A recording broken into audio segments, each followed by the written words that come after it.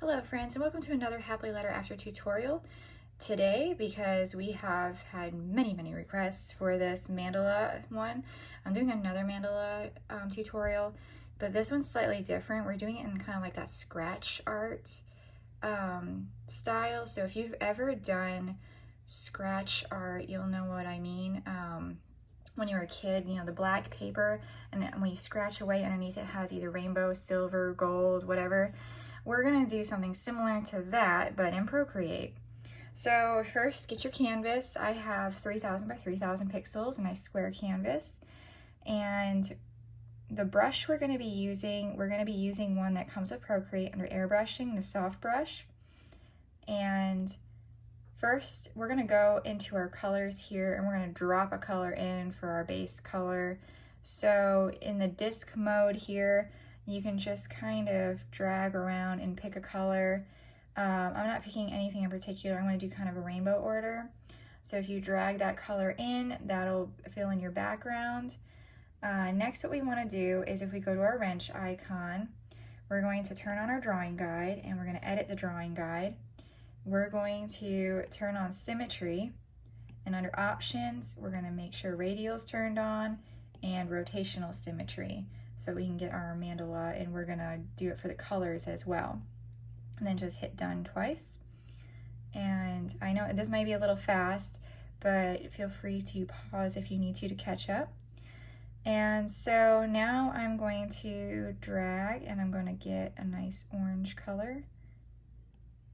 And I'm going to make sure my brush size is large enough. I'm going to do it at about 35%.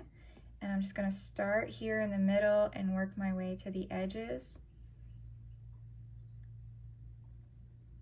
That way it's nice and even. And I'm going to do this all on one layer. We don't need separate layers for this. And I'm going to go ahead and we're going to do yellow next. I'm just doing this in rainbow order. You don't have to do rainbow. You could do whatever colors you feel like, but I just decided, you know, in honor of the colorful scratch art, I would do something similar to that. And I'm going to do green, but I don't want a bright green, so I'm going to turn it down just a little bit because I don't want it to be super bright, and actually it's a little too big. 2-finger tap will undo if you have that setting turned on. And now I'm going to do blue. Make it just a little bit brighter.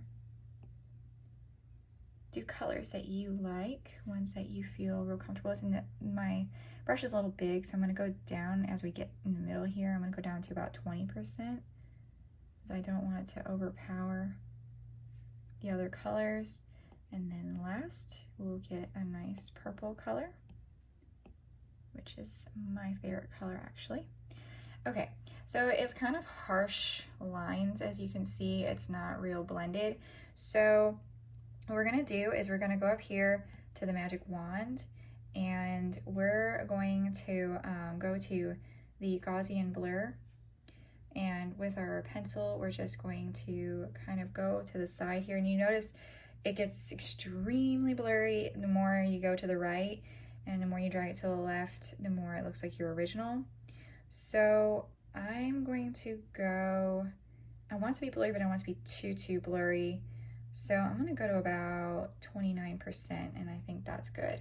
And then to get out of this, you can just tap on the magic wand again. Okay, so now we want to do another layer. So we have our colored layer, and we want to add a black layer on top of it. So on our color wheel, if we double tap on the bottom, it's going to give us pure black. And we can just go ahead and drag it in, and now we have our pure black. And we want to turn our grid back on. So you can go to your layers, and you can tap on that layer and turn on drawing assist right here. So now it's gonna have that same thing, but we can't see our grid. So I'm gonna go back in to the drawing guide, and right now we can't see anything. The color is dark, so we can change the color of our grid. I'm going to change it to white so that we can actually see it. and it might be hard to see on your screen, but I can see it here that there's some white lines, and then I'm gonna hit done. So now we have our grid and we can see it. And there's two ways you can do this. You can either use the eraser, or if you go in and you click on your layer and you do a mask, then you can draw on this without it damaging, like without erasing away and damaging, and you can undo, you can color back in with, because white is going to reveal and black is going to conceal. So if you draw with the white, it's going to show what's underneath this black layer, but if you turn it to black, it's going to, oops, if it'll cooperate with me. The black is supposed to conceal it, but I don't know why it's not working right now. Okay, it's turned on. Oh, technology. All right, well anyway, we're going to go ahead and we're gonna use a brush that came with our Procreate, and we're gonna use, in the calligraphy, we're gonna use the monoline brush, and we're just gonna start drawing whatever pattern you want to. And so I'm gonna do kind of like a floral looking mandala this time around. And if you hold your brush, you can get straight lines, you can get perfect circles. And so really play around with that and have fun with it and see what kind of shapes you can come up with. I'm going to do a perfect circle in here, kind of small, so then I'm going to put my finger down and it makes a perfect circle, and I'm going to fill it in. And I'm going to do a lot of filling in with my fingers because I feel like I like how it feels to, you know, draw like you do on paper with pencil. So I'm going to just do that for a lot of this. Oops.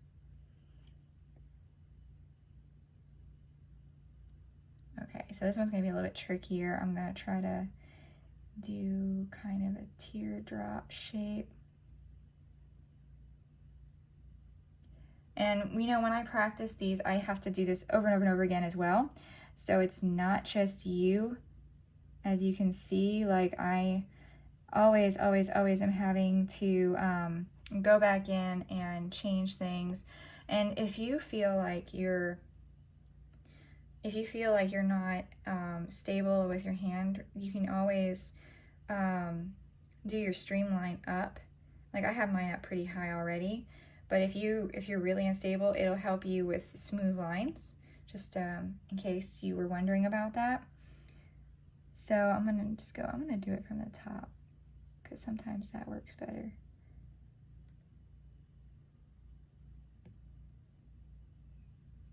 I'm gonna fill it in. And then we can do some little designs in here if we wanted to. You know, I want to do circles.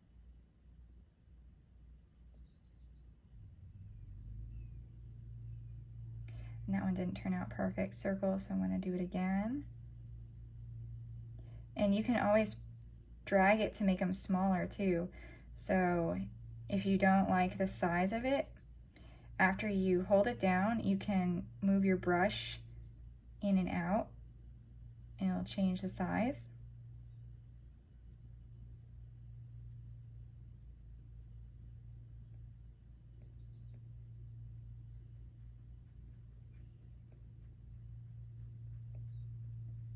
And I'm just going to color these in. Like I said, I kind of like how it feels to just color things in by hand. I know it's faster to drag and drop, but sometimes there's something about doing it yourself that just really makes a huge difference, I feel, you know? And so something about that, you know?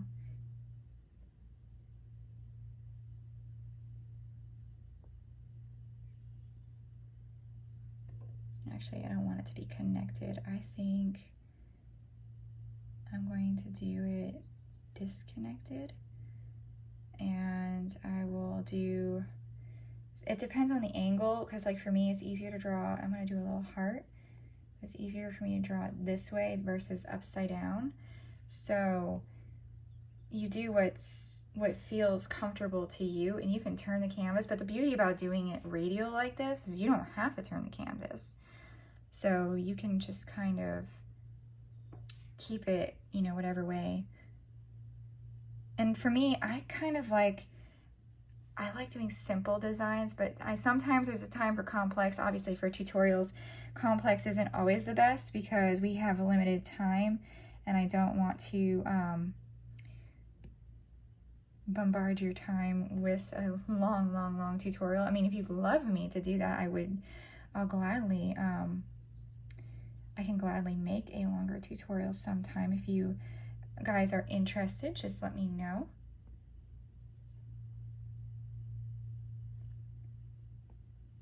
But I try to be considerate of people's time. I know that you're just learning and this is mostly for practice, so I try to make sure that we get this in there. See, now the problem with when you're doing it a square, sometimes it's going to get cut off on these certain areas, but it's fine because it's kind of like a tile.